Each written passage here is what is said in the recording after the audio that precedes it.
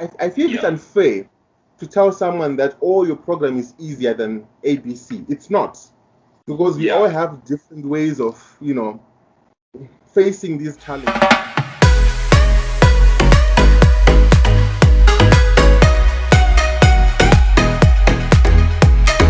Greetings, everybody. Welcome to Left Talk. Thank you very much for tuning in today. And today we have a special guest for you. His name is Takudzwa Munyame. He's pursuing masters in the medical field. And a couple of years back, he was my senior in college, in high school at Eucharist College.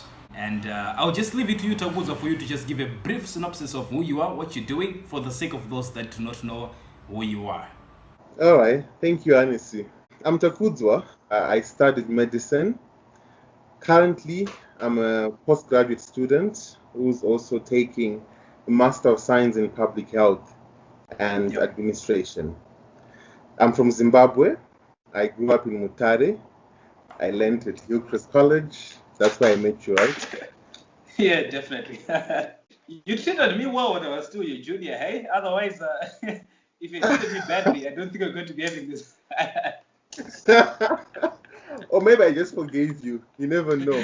But thank you very much. It's really good to have you on the show. It's an honor, honestly, to have you here. And I hope people are going to learn as much as they can from this conversation. You are in the medical field, and you have been in the medical field for a couple of years now, for a number of years now. And I also happen to have a couple of acquaintances that are in the medical field, and some of the people that are pretty close that are also in the medical field. And I hear some of the experiences that they face in the medical field, the challenges, and how sometimes, sometimes they just feel like quitting, right? And I mean, of course, the medical field is a very, very good profession. Being a doctor is a very good profession. But at the same time, I think when people see a doctor, when people see that white robe and, the stethoscope that they'll be wearing right here on the neck, I mean, they tend to just see the glamour, but they just don't really understand what exactly people have to go through in order for them to wear that. They just don't know what happens behind closed doors. Now, basing it on your experience, can you just take us through what happens behind the closed doors when a student is really studying hard for them to be a medical doctor? What really goes on behind the closed doors? Can you just take us through that experience? Well, to be honest, being a medical student is one of the toughest things. It was coupled with a lot of mixed emotions. There are good days, there are bad days, that's for sure. And unfortunately, there's always a lot to study at a particular given time. For example, when I was in first year, we actually used to just studying mathematics, biology, chemistry, or with physics, whatever.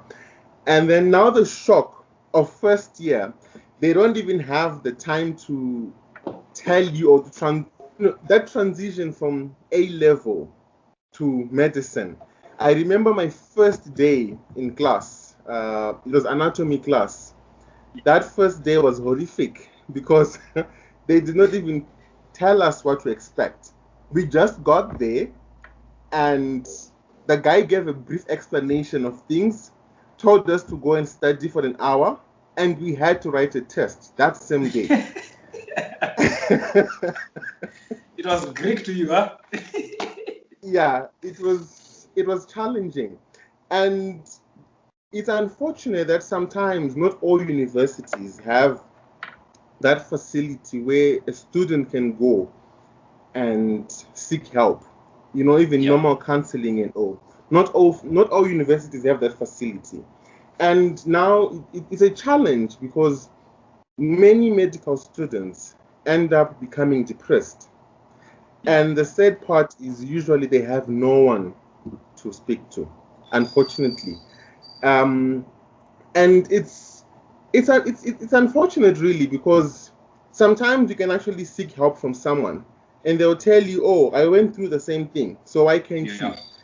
But sometimes that's not exactly what a person wants to hear.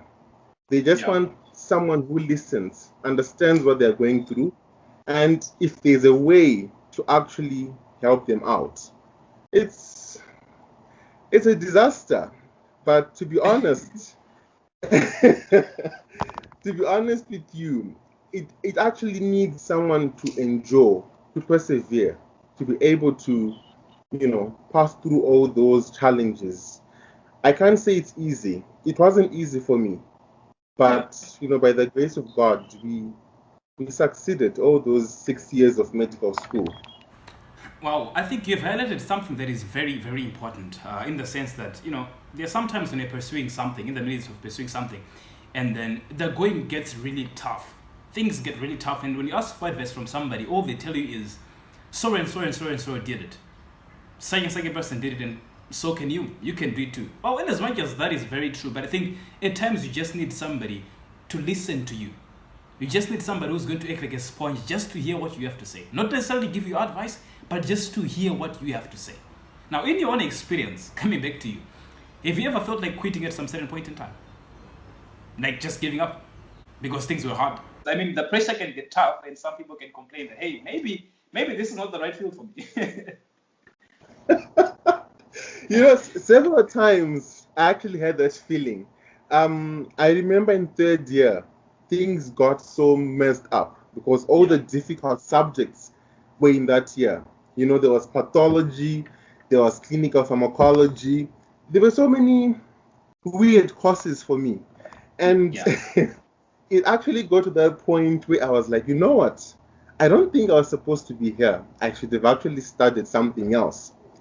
But then at the end of the day, people have different challenges that they face in whichever field they are studying. I feel it's unfair to tell someone that, your program is easier than ABC. It's not. Because we all have different ways of, facing this. That third year was horrible.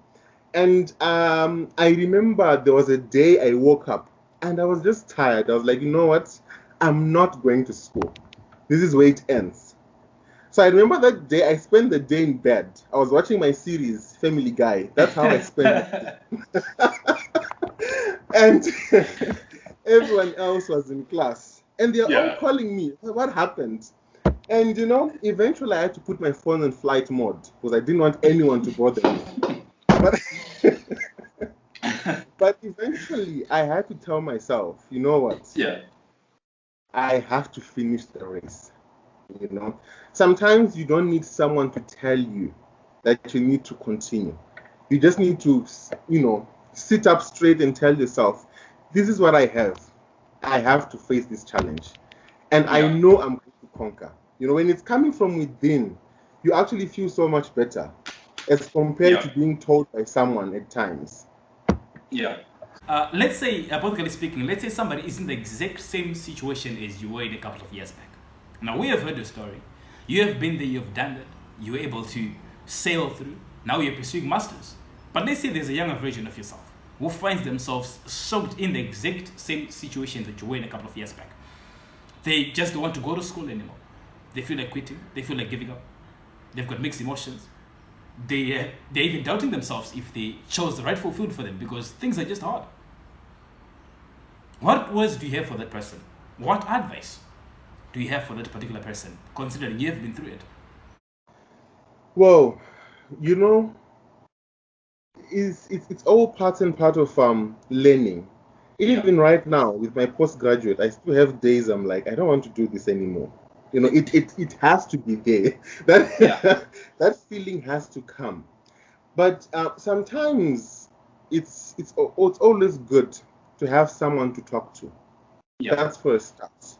Someone who understands what you're going through.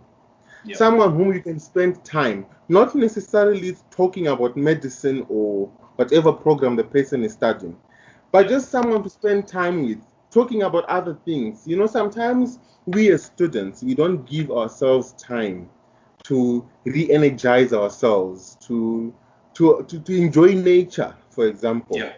One thing that always used to work for me whenever I feel down, whenever I feel depressed or I'm overwhelmed with the books, I would literally close the book because the more I study, I'm wasting time. Nothing is, registering. Really sinking in. I'm just there depressed looking at a book and they're just words. So what I used to do, I had a very good friend whom I would actually go and chat with. We'd chat about anything, anything. Or sometimes we'd actually just take a walk and just see things, in the streets, just to refresh. Sometimes we all need that. And when you come back now and you want to study, you are re-energized. You have a different mindset. You have a different view. And sometimes, you're actually very good by doing these motivational interviews and all. Because sometimes when you watch from other people's experience, you can actually tell that, okay, fine, this is something I can do. There is nothing that is impossible under the sun. At the end of the day, you can achieve everything, but you need to be someone who gives yourself the rest that you need. Because without rest, you're just hurting yourself more and more and more. So if I was a young self, I have a young brother studying medicine, that's what I would tell them. You need to rest, you need to refresh, you need to have a friend, to talk to. If it means crying the whole day with that person, so be it. As long as they're going to feel better after that. Oh, it's no secret that there's a lot of pressure that comes with studying, particularly for medical students. And once again, for clarity's sake, this is not only applicable for medical students, but whatever program that you find yourself studying in, right? What are some of the tips that you can give to somebody? Because there's a lot of pressure that comes with studying. There's sometimes when there's just so much to consume at the same time, maybe exams approaching and all that stuff, and there is this load. What are the tips on how somebody is able to break that big load into small chewable chunks so that they're able to break it down into small manageable chunks and study effectively? What are some of the tips that you used on your journey in the medical field that somebody can apply? Yeah, I understand. I'll answer this as a story. For example, when I was in first year, it was anatomy lecture. So we studied our anatomy in English, yes, but then they used more of Latin terms. So I had to master the Latin language to understand what they are talking about. So this was my first lecture in anatomy. And we were studying joints, this shoulder joints, the arms and everything. Yeah. And they were using a very weird term that I didn't understand. So Sorry. Can I just disturb you? I was doing a revision with somebody close who is in the medical field, and then I got to a point where I said, the guys who came up with this concept, didn't they have better words and terms to use? I mean, it's so complicated, and you wonder how these guys remember so much. Some of the terms are just, I don't know. I mean, you can go on. I'm sorry for that. Yeah, the terms can be mind-blowing, especially if you're someone who's new. So, it was a 1-hour lecture. And when the lecture finished, I was like, what the hell am I studying? I was lost. So I remember I went back to my room and I was sitting and I'm just thinking, so even if I want to study, I don't understand anything the lecturer was saying. Yeah. Do you know what helped me?